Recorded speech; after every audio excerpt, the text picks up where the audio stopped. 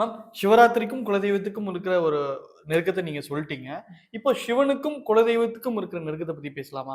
ஒரு சில பேர்லாம் பாத்தீங்கன்னா சிவனையே குலதெய்வமா வழிபடுறாங்க. ம். அது எப்படி மேம் அது? ஆமா. அ எப்படி சொல்றதுன்னா, சிவபெருமான் எல்லாருடைய குலத்திற்கும் தெய்வம்.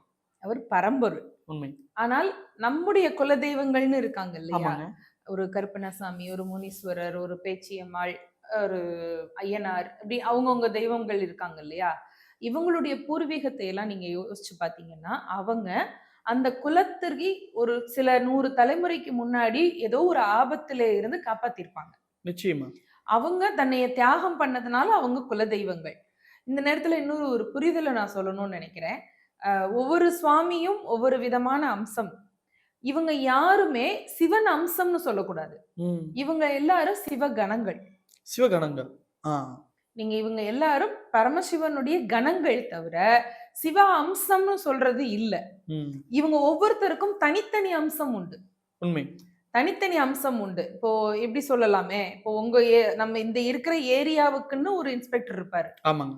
அந்த இன்ஸ்பெக்டருக்கு தான் எங்க என்ன தேவைன்னாலும், யாருக்கு பாதுகாப்புனாலும் முதல் தகவல் அவருக்கு தான் போகும்.